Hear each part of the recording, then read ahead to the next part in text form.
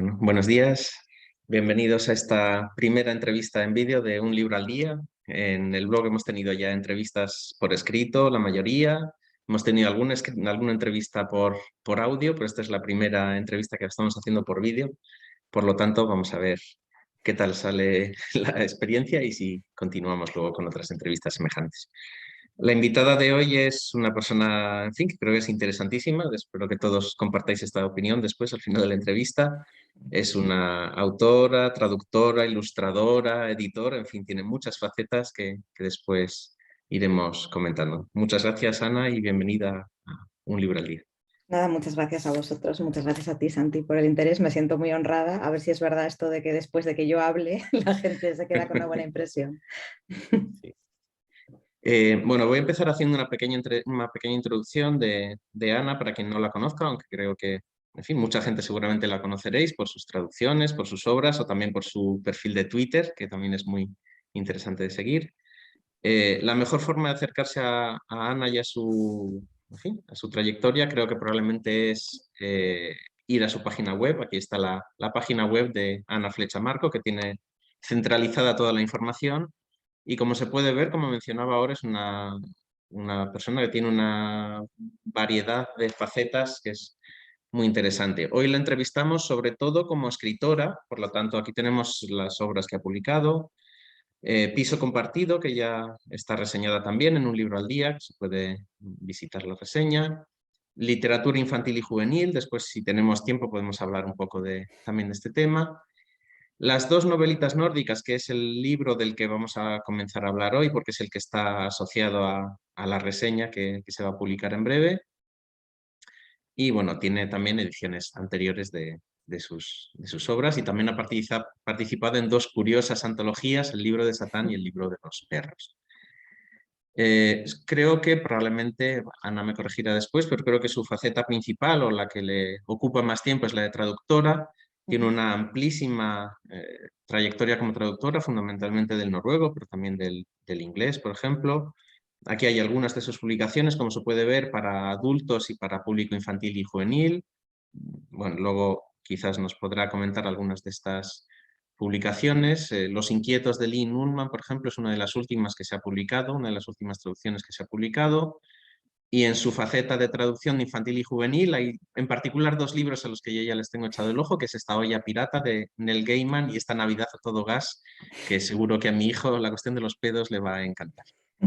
Y luego, por último, también, no, por último no, pero también tiene el libro ilustrado, como se puede ver aquí, La niña búho y el fantástico viaje en balde. O Cuando ya no puedes más, de Enrique Gavilán. Y luego tiene todavía otras facetas como, en fin, autora de letras de jotas, editora también de pequeñas colecciones de libros, etc. Por lo tanto, en fin, ya se puede ver que es una cantidad de facetas que realmente no sé cómo tiene tiempo Ana de hacer tanta cosa. Yo tampoco, ¿eh? La verdad es que a veces lo veo y digo, normal que digo, ¿por qué estoy cansada si no he hecho nada hoy? Y luego pues pienso un poco y digo, pues sí, un poco de cosas sí que hago. Sí. Bueno, podemos empezar a hablar, si te parece, sobre el libro. Como digo, este es el libro en fin, que voy a reseñar en Un Libro al Día y por lo tanto se asociará la reseña o sea, la entrevista a esa reseña. ¿Fue el primer libro que publicaste o publicaste primero Mancha y luego publicas las novelitas juntas? ¿Cómo fue la historia de este libro? Yo primero publiqué Mancha, que bueno, salió con un sello de fanzinas que se llama Bombas para desayunar, que es de Andrea Galaxina, y bueno, pues fue una edición muy pequeñita, y después publiqué Piso compartido, y un tiempo después ya publicamos con Mr. Griffin en la colección Mrs. Danvers las dos novelitas nórdicas, que son Mancha y una novelita nueva, con lo cual serían mi primera y mi tercera novela que salieron juntas. Vale. Son dos, como el título dice y como se explica también en el libro, son dos novelitas en el sentido de que son novelas breves. Las dos también, como indica el título, de tema nórdico. La primera, la verdad es que no sé cómo se pronuncia el título, me vas a tener que ayudar. Historia de O. Eh. Sí, Sí. pero bueno, o Y- también está bien, como se pueda, se pronuncia el título. sí. El género de la novelita es un género en el que te sientes cómoda. es tu, en fin, tu forma favorita de escribir o simplemente salieron así? No, yo creo que sí. Yo quería escribir una novela. Esto empezó Ujú, así. Quería escribir una novela, de hecho, cuando escribí Mancha, porque quería editar una novela. Y yo no me podía permitir pagarle a alguien que me escribiera algo para yo editarlo y cumplir mi proyecto de editar un libro. Y así fue como empecé a escribir, que es una forma bastante atípica de empezar a escribir, me imagino. Hombre, siempre he escrito cosas pequeñas, pero siempre sin ninguna pretensión. Y también pues quise escribir para ver si era capaz de escribir, ujú. porque es muy fácil cuando ves un libro o cuando ves cualquier cosa, ¿no? Como cuando la gente va a un museo de arte contemporáneo especialmente y dice, esto lo hago yo, pues ponte y hazlo, ¿no? Entonces me puse y lo hice. Y a mí me cuesta mucho escribir cosas largas, Ujú, de siempre. O sea, cuando te dicen el máximo de caracteres para esta publicación es este, yo casi nunca llego a ese máximo de ujú, caracteres porque me cuesta muy poco resumir y me cuesta muy poco quitar las cosas que veo que no aportan, ¿no? También puede ser porque tengo como un miedo como a molestar o a ujú. aburrir, no lo sé por qué viene esto, tampoco me voy a psicoanalizar ahora, pero bueno, que la novela corta me parece un género en el que estoy muy cómoda, sí. Mucha gente me dice que por qué no escribo cosas más largas y yo lo que quiero es escribir cosas más cortas todavía. Ujú. No, la verdad es que es un género que es muy, también para el lector es muy agradecido, por lo menos yo soy muy fan de las novelas de menos de 200 páginas, la verdad es que ahora mismo es Mm, mi límite también de atención. mm, También por lo que comentabas, Mancha fue la primera, igual también es la más próxima a tu experiencia autobiográfica, ¿no? Igual es mm. la forma más fácil de empezar a escribir, es contar aquello que hemos vivido. Sí. Y, Sí, y bueno, o también, sea, está un poco... Es como muy fácil pensar que es mi vida porque evidentemente hay muchas cosas que son ujú, tal cual fueron o que se pueden asociar, pero luego pues todo está pues novelado y todo es ficción y esas personas no existen y bueno, por ujú, supuesto, todo se basa en la realidad, hasta los libros de ciencia ficción se basan en lo que el autor conoce, ¿no? ujú, Pero sí, sí que es una forma, yo creo, sencilla de empezar a escribir, novelar la ujú, propia realidad. ujú. Sí, y Mm. quizás también se nota, sobre todo en comparación con Historia de U, se nota todavía en relación con los países nórdicos, una cierta distancia, ¿no? Un cierto choque Mm, cultural o una sensación de mm, extranjería, mm. igual también por ser la primera. Sí, no, con esta tercera novela, Historia de hoy, yo también lo que sentí cuando la escribía es que estaba traduciendo. Muchas veces tenía la misma... Primero es una novela en tercera persona y después sucede en esta isla, que no sabemos dónde está, pero podemos imaginarnos que está en Noruega. Ujú, Y todas las personas que salen pues son o de esa zona o viven allí. O sea, que no, allí ujú, no hay el agente externo que viene y observa, ¿no? Que sí que está en mis otras dos novelas. Entonces yo muchas veces sentía que estaba traduciendo porque tenía que pensar cómo hablarían esos personajes y cómo no ser, que esto en Mancha también aparece, ¿no? Cuando ujú, hay un cambio de cuando los personajes están hablando español como lengua extranjera y cuando están hablando en inglés o en el idioma en el que se comuniquen. Pero ujú. sí que tenía siempre muy presente, estoy traduciendo este libro en realidad, que es una Ah, experiencia un poco curiosa. Mm. sí.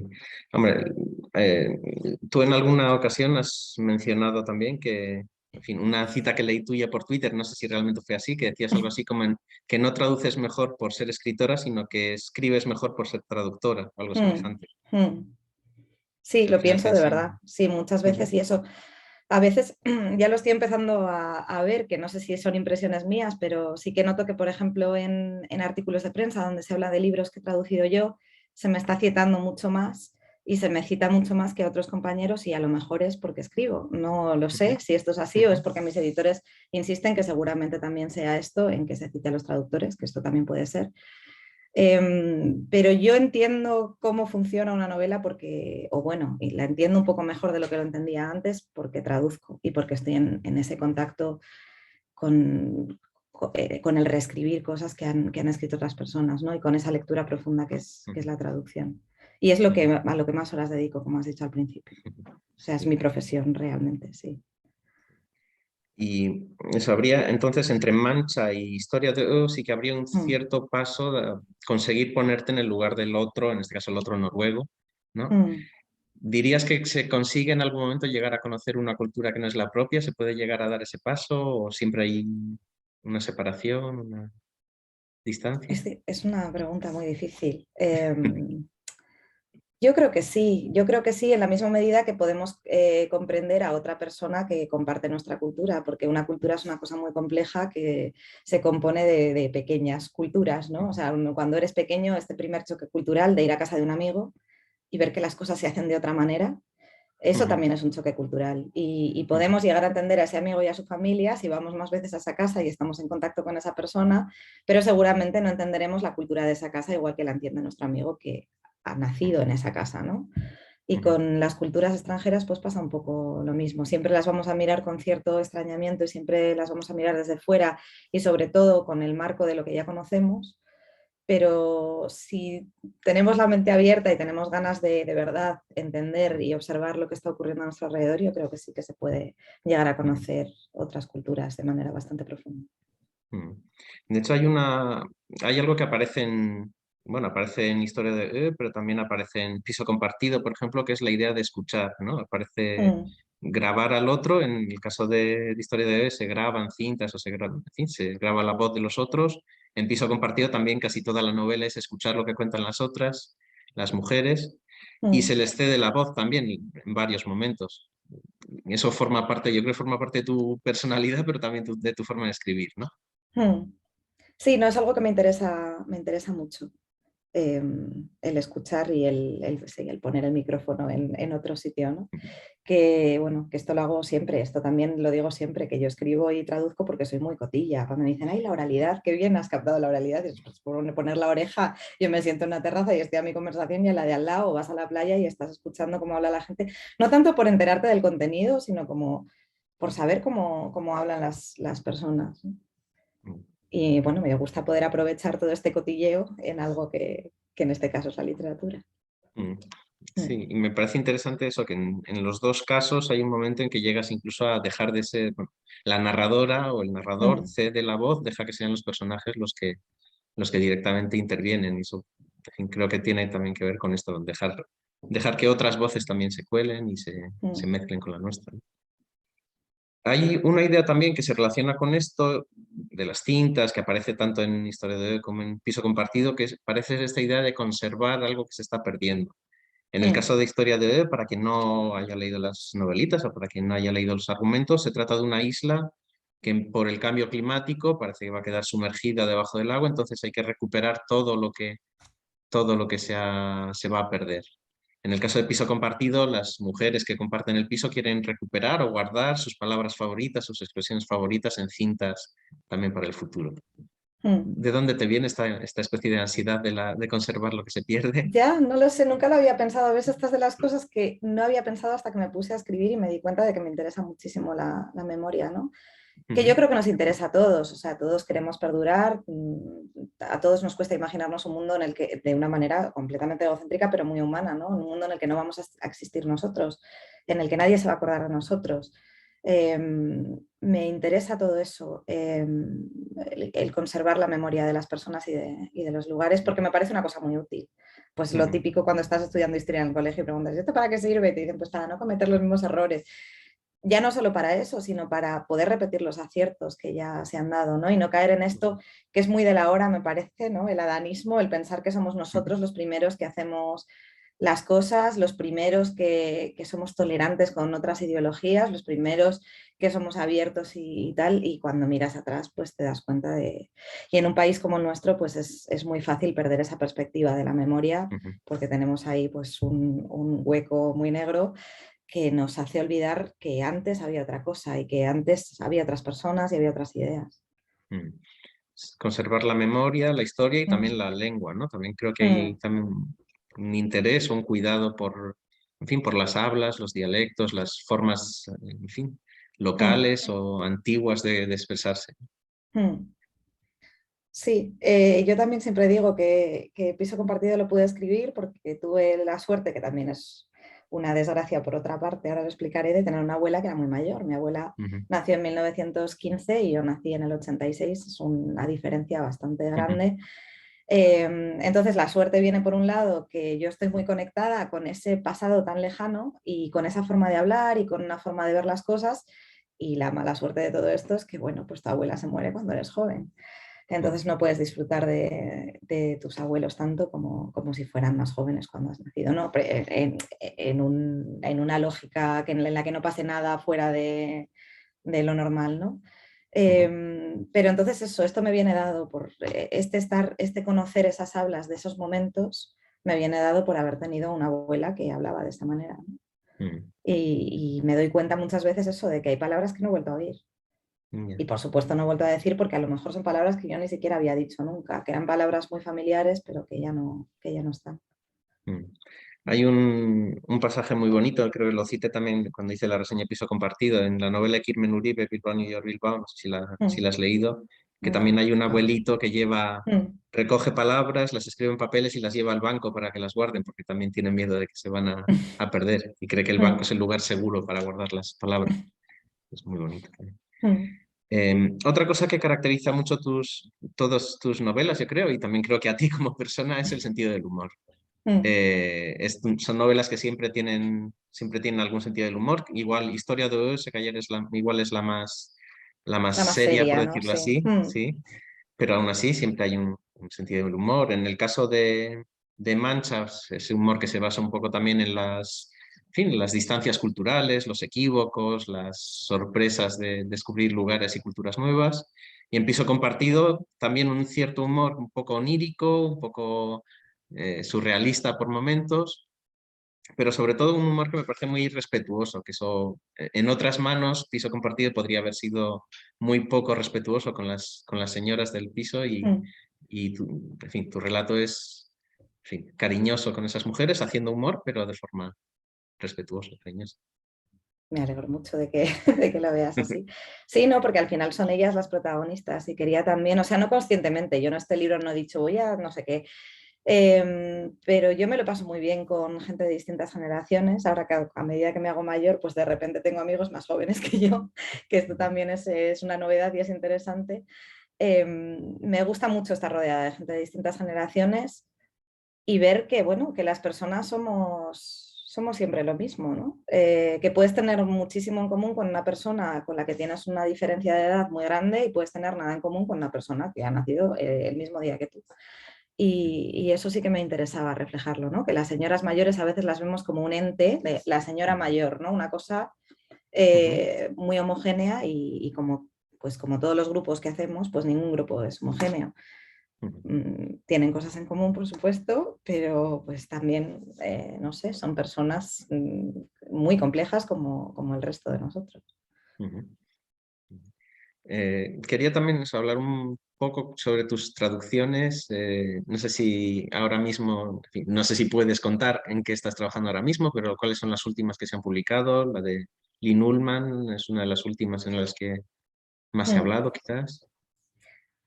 Sí, bueno, en la web las tengo por orden, entonces las dos últimas que han salido son la de Lynn Tillman, Polvos Raros, con Alfa Decay, que es una novelita corta que está muy bien, me gustó muchísimo traducirla. Y aquí tenemos a Ana Fiske, todo el mundo tiene un trasero, que ella ha traducido otro libro de ella, es una señora muy divertida, que se llama Cómo se hace un bebé. Y sí, de la que más he hablado probablemente de las últimas que he hecho, sí que sea la de Lynn Ullman, que además tiene toda esta cosa de la memoria y de las cintas y ¿no? que también tiene mucho que ver con lo que hemos hablado. Eso fue muy curioso porque yo traduje un libro que se llama El libro de la memoria en el año 2017, creo, y había fragmentos de esta novela de Lynn Ullman y me pareció súper interesante y pensé que bien estaría traducirla, pero bueno, seguro que esto ya lo ha comprado un grupo, ya tienen traductor y ya no volví a pensar en esa novela. Y de repente me escribió Gato Pardo que habían comprado los derechos y que se la quería traducir y me hizo muchísima ilusión. ¿Y traducir del noruego tiene una dificultad especial o en fin, es más difícil que traducir del inglés o en mi caso yo traduzco del portugués, que es un idioma que está cerquísima del español, tiene su dificultad Todo tiene su particular? dificultad, ¿no? Porque yo también traduzco el francés cada vez menos y me resulta muy difícil traducir desde el francés precisamente por esa cercanía, ¿no? Y con el inglés me pasa lo mismo.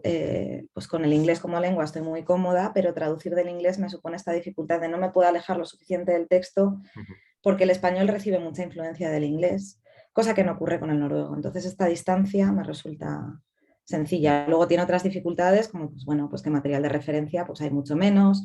A veces voy a buscar una frase que parece una expresión o un refrán de un libro que estoy traduciendo y lo único que me devuelve Google es el propio libro que estoy traduciendo. El noruego es un idioma que en realidad son dos lenguas escritas y una gran variedad de dialectos. En Noruega se respeta mucho el uso de esos dialectos. En televisión cada uno habla como habla, no tiene que hacer no existe el noruego estándar. Y eso es muy bonito, a mí me encanta, me parece maravilloso, pero a la vez como estudiante de noruego como lengua extranjera pues puede ser muy complicado y como traductora pues mucho también. Pero luego también a mí me resulta muy satisfactorio traducir de un idioma tan pequeño, que eso que hablan 5 millones de personas, y traerlo pues a iba a decir un mercado, no lo quiero decir, pero bueno, pues a un público muchísimo más amplio como es el hispanohablante. El mundo de la traducción, por lo menos en Twitter, lo que yo suelo seguir, es un mundo muy, muy activo, también por lo que me parece, con muchas redes muy bonitas también de solidaridad y de ayuda mutua. ¿Cómo ves ahora mismo el campo de la traducción? ¿Crees que hay peligros, en fin, las cuestiones de la posedición, estas cuestiones que se hablan siempre, las grandes compañías, hay peligros o está en un buen momento la traducción? ¿Qué piensas? Yo me dedico solo a la traducción, o casi solo a la traducción de libros, entonces lo de la posedición yo supongo que no nos va a afectar de la misma manera que a los compañeros que hacen técnica, pero los peligros son los mismos, que son la precarización del sector, que en España hay dos grupos gigantescos que estén comprando un montón de sellos, que eso te permite muchísima menos capacidad de negociación, la subida de los precios del papel, la escasez del papel, una serie de cosas y bueno, la inmediatez de todo, ¿no? Que tengas que traducir un libro en un mes porque tiene que salir el mes que viene, pues esas cosas pues nos afectan y nos afectarán. Pero bueno, es verdad que existen las asociaciones y que también existen los editores que hacen las cosas bien y que tienen conciencia de lo que están haciendo libros y no cualquier otro producto y eso ayuda mucho también. ¿Y cómo es, por curiosidad, cómo es traducir para infantil y juvenil, la experiencia para traducir pensando en que tu lector es un niño? ¿Cómo se hace eso? Lo bueno es que el libro ya está escrito, entonces en realidad lo que tienes que hacer es volver a escribir el libro, o sea, todas las decisiones que son difíciles a la hora de escribir un libro pensando en un público determinado, esas ya están tomadas. Lo único que pues eso, en un libro infantil pues igual hay que adaptar más cosas, porque bueno, pues un niño tiene menos referencias culturales y tampoco interesa a lo mejor que en un libro, en un álbum en el que prima el humor y lo rápido, pues que entienda que esto en el original era no sé qué, pues entonces te permite una mayor libertad de adaptación. A mí me resulta muy, muy divertido. Sobre todo estos dos libros que has destacado, Olla Pirata y Navidad a todo gas, fueron divertidísimos de hacer. Además son en verso, son rimados y me resulta muy, muy divertido hacerlos. Y además tengo sobrinos pequeños, entonces puedo ver si el resultado está bien o mal o regular, que eso también está muy bien. Bueno, no me resisto, antes de que acabemos, para no entretenerte más tiempo, no me resisto a preguntarte por esta iniciativa, la iniciativa Ajuar, que aparece aquí en tu página web, un proyecto de recuperación e interpretación de la memoria popular a través de las jotas tradicionales. No sé si nos puedes explicar un poco en qué consiste. Pues esto también surgió un poco de casualidad. Yo me junté con mi amiga de corazón porque nos encantaban las jotas y las canciones tradicionales, el folclore en general de todos los sitios, pero bueno, pues queríamos cantar el de nuestro pueblo y un día nos juntamos por la tarde para cantar sin más. O sea, nunca dijimos vamos a hacer un grupo de jota feminista ni nada parecido. Y nos pusimos a cantar canciones y nos dimos cuenta de lo que eran esas letras, ¿no? Y dijimos, oye, si cambiamos la letra, pero fue un poco como por jugar a esto, ¿no? Y grabamos un par de canciones para que no se nos olvidaran. Unas amigas nos dijeron, no, subidlo en un Bandcamp. Y de repente a la gente le empezó a interesar eso también. Y a partir de ahí, pues pensamos en hacer un disco, luego nos llamaron para hacer conciertos y fue todo un poco así, pues un poco orgánico, como surgió todo, pero sobre todo desde la diversión. Yo, por ejemplo, no sabía tocar la pandereta, pero es algo que siempre he querido aprender. Entonces me puse a ver vídeos en YouTube de señoras que te enseñan a tocar la pandereta y así fue como más o menos voy aprendiendo a tocar la pandereta. O sea, fue un juego todo en realidad y bueno, y así es el folclore en realidad, es una cosa lúdica y así debería ser. Muy bien. Bueno, no sé, la última pregunta. ¿Tienes ahora mismo, en fin, seguro que no te faltan proyectos, pero tienes algún proyecto del que puedas hablar, por ejemplo, de escritura o ahora mismo estás más centrada en la traducción? Pues puedo hablar de un proyecto que te va a interesar a ti, que es Ajá, una nueva colección que voy a dirigir en Mr. Griffin, que se va a llamar Vía ujú, Postal. Y el ajá, primer número es de Rita Silverio Barata, Cartas Portuguesas. ajá, Y saldrá previsiblemente en septiembre y hablaremos de esto, pero yo creo ujú. que te puede gustar ese libro.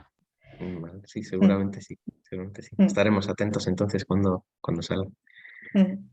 Por mi parte, muchísimas gracias. En fin, espero que los seguidores de Un Libro al Día también hayan quedado interesados y encantados con tu presencia. Insisto en el libro, Dos novelitas nórdicas, y quien quiera leer el otro también están aquí, piso compartido, en ediciones, por cierto, muy bonitas Mm, de Mr. Griffith, ¿es? ujú. Muy bonitas, muy cuidadas y con portadas muy sugerentes también. Bueno, muchas gracias otra vez, Ana, y en fin, que Muchas vaya gracias a todo bien ti. en todos tus ámbitos de trabajo. Igualmente. Un Gracias. abrazo, gracias.